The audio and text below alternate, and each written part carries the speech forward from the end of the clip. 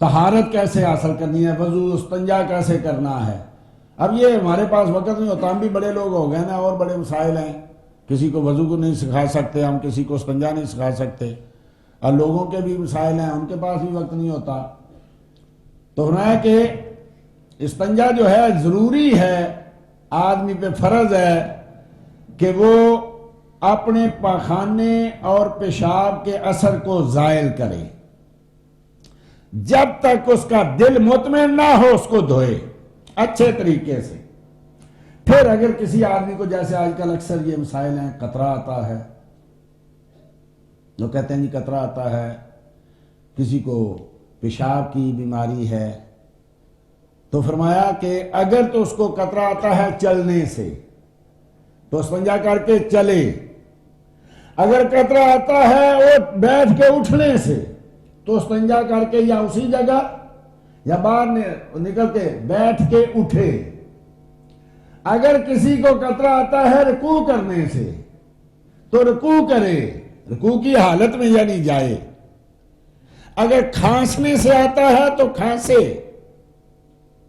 اگر چھینک پہ آتا ہے تو ایسی کوشش کرے کہ جب تک وہ کام نہیں کرے گا اس کا استنجا مکمل نہیں ہوگا۔ لیٹنے سے آتا ہے تو وہاں سے نکل کے کہیں لیٹے پھر آئے، ہم کہتے ہیں وہ کوئی نہیں جی ہو گیا نا جی بس ٹھیک ہے۔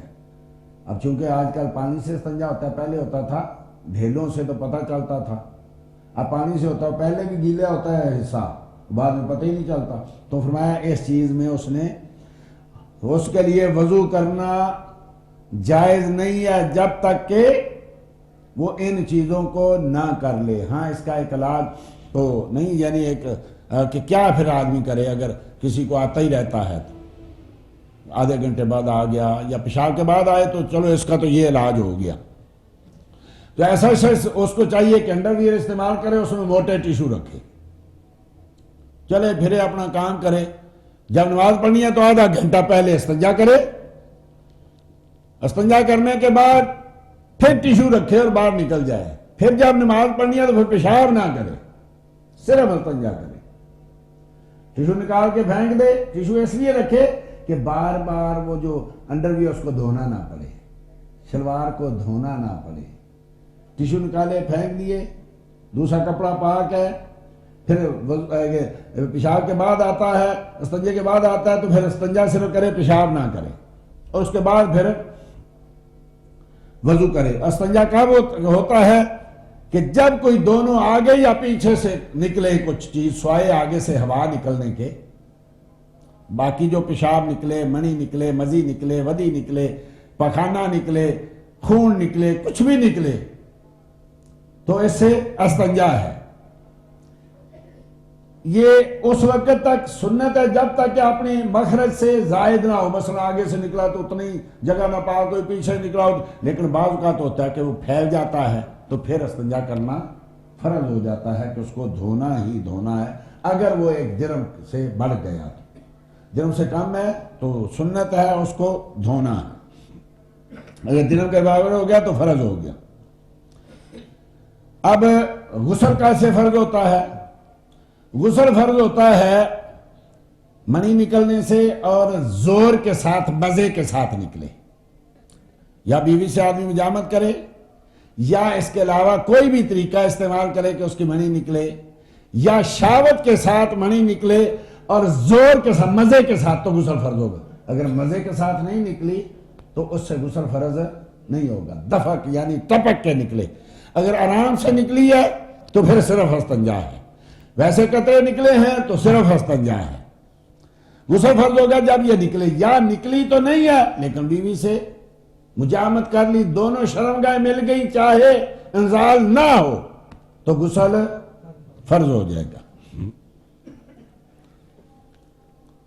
استنجا جو ہے کہتے ہیں کہ بہتر یہ ہے کہ مٹی سے کیا جائے، مٹی نہیں تو پانی سے کیا جائے، اگر دونوں مل جائیں تو یہ بہترین طریقہ۔ نبی کریم صلی اللہ علیہ وسلم رہا انصار بہترین قوم ہے، کیونکہ یہ استنجے میں ڈھیلا بھی استعمال کرتے ہیں اور پانی بھی استعمال کرتے ہیں، تو انصار کی اس لیے نبی کریم صلی اللہ علیہ وسلم نے اب پانی اکیلا ہو تب بھی جائز ہے اور ڈھیلا اکیلا ہو تب بھی جائز ہے.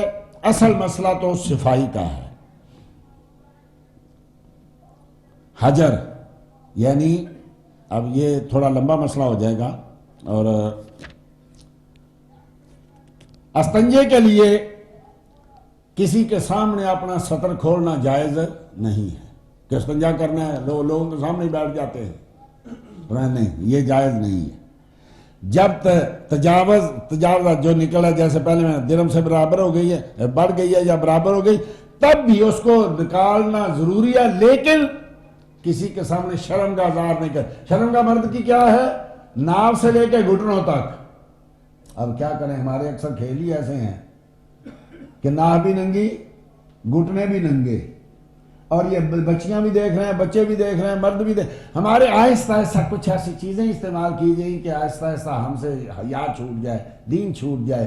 تو مرد کے پردہ جو ہے ناف سے لے کے گھٹنوں تک, اور عورت کا سارا جسم پردہ سوائے چہرے اور ہاتھوں کے. لیکن جہاں اس سے بھی فتنہ ہو تو وہاں ان کا بھی جو ہے وہ کرنا ضروری ہے.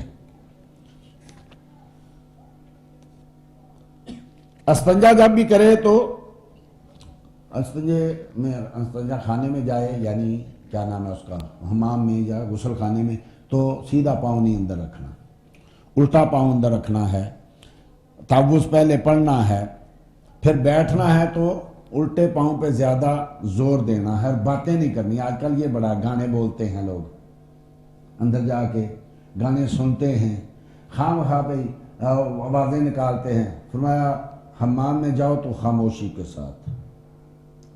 ہماری کئی کی عادت ہے, اندر گئے تولیہ پکڑا دیں, یہ صابن دے دینا, یہ ساری یہ کام کر دیں, منع ہے. ایسی حالت میں بولنا نہیں ہے. اور قبلے کی طرف منہ کر کے نہیں بیٹھنا, اور اس کی طرف پیٹھ کر کے بھی نہیں بیٹھنا. یہاں کے کچھ مسائل ایسے ہیں کہ بعض گھروں میں, بلکہ اب تو بعض مساجد میں بھی ایسی بنا دیتے ہیں کہ وہ قبلے کی طرف منہ ہوتا ہے یا پیٹھ. اگر کہیں ایسا ہو جائے تو خود ہی تھوڑا سا پھر کے بیٹھ جانا چاہیے تاکہ قبلے کی عزت ہوتی رہے.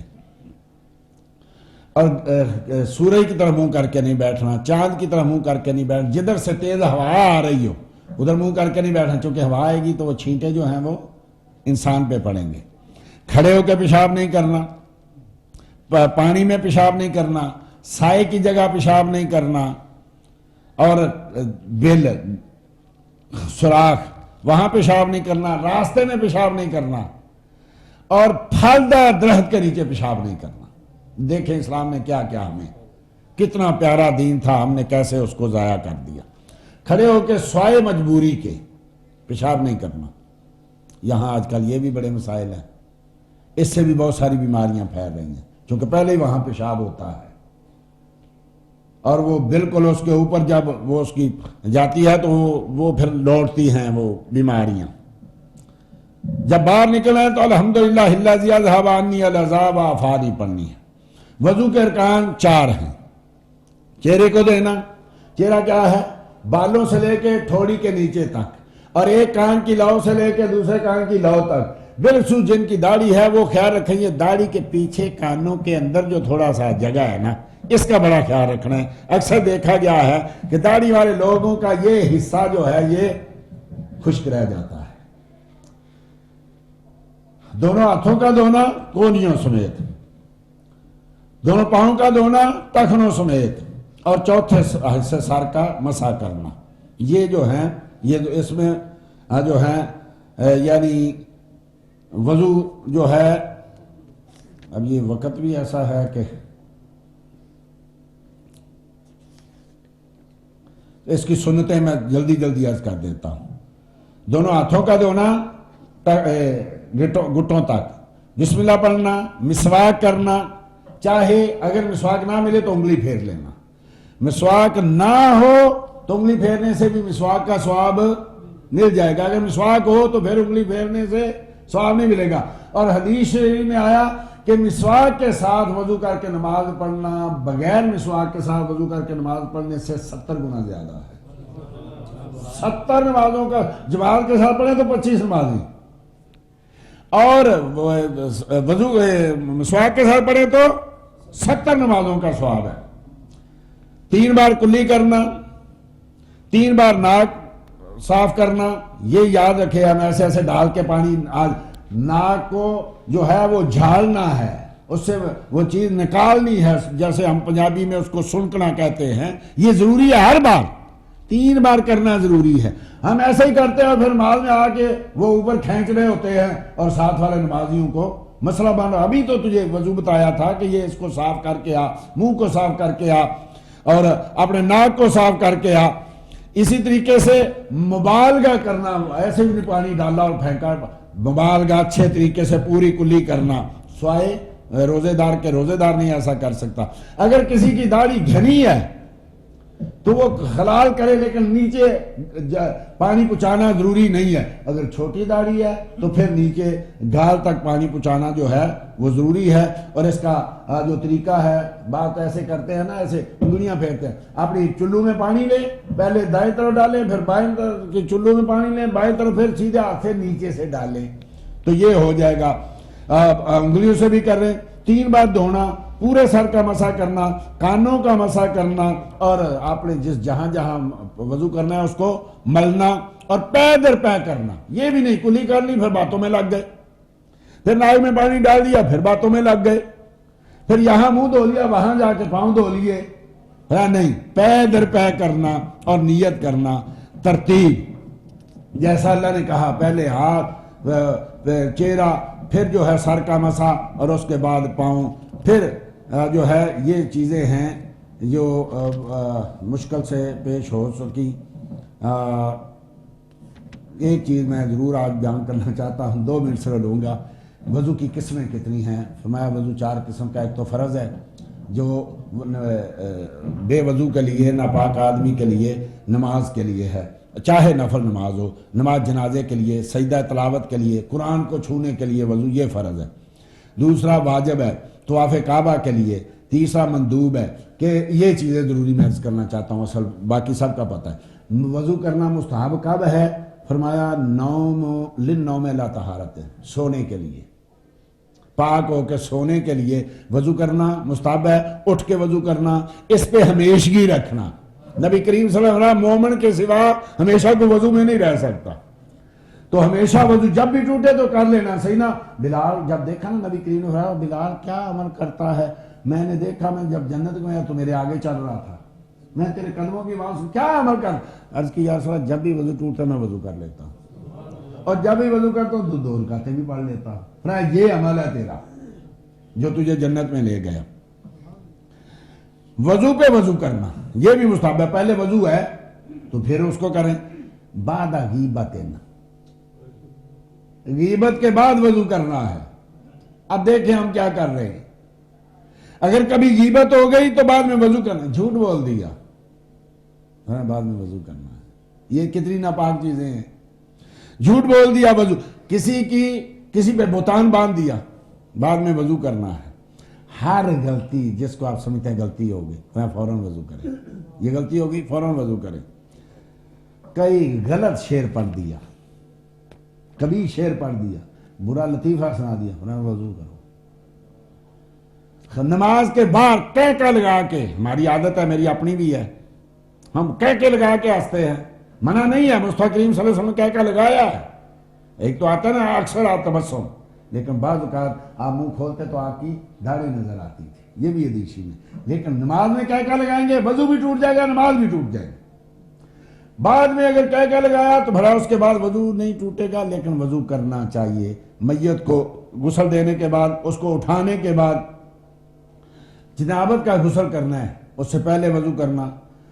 ہر آدمی غسل فرض ہے لیکن وقت نہیں ہے، کھانا کھانا ہے یا اور کام کرنا ہے، وضو کر لو۔ کھانا کھانا ہے، سونا ہے، یا دوسری بار بیوی کے پاس جانا ہے تو پھر غسل کا وقت نہیں تو وضو کر لو۔ جب غصہ آ جائے تو وضو کرو، قرآن کو چھونے کے لیے وضو کرو، حدیث کو چھونے کے لیے وضو کرو، حدیث کی روایت کرنے کے لیے وضو کرو، علم دین پڑھنے پڑھانے کے لیے وضو کرو، اذان کے لیے وضو، اقامت کے لیے وضو، خطبے کے لیے وضو، اور جب زیارت کی نیت کرو، مصطفیٰ کی زیارت کرنی ہے قبر کی، تو وضو کر لو۔ عرفہ میں، سعی میں، صفا مروہ میں اور اونٹ کا گوشت کھانے کے بعد، یہ عربی تو ان کے نزدیک تو ضروری ہے، ہمارے نزدیک مستحب ہے، اگر اونٹ کا گوشت کھا لو تو وضو کرو، ضروری نہیں ہے۔ جب اللہ اکبر، اور خروج سے علماء کے اختلاف سے نکلنے کے لیے اگر شرمگاہ کو چھو لو تو حنفیوں کے وضو نہیں ٹوٹتا، شرمگاہ کو آزاد کیا تو حنفیوں کے وضو نہیں ٹوٹتا، امام شافعی کے نزدیک ٹوٹ جاتا ہے، لیکن فرمایا ہمارے علماء نے بھی کہ اس اختلاف سے بچنے کے لیے جو ہے وہ اس کے بعد بھی وضو کر لو۔ دعا ہے کہ اللہ جل مجدہ کے ہمیں عمل کی توفیق عطا فرمائے۔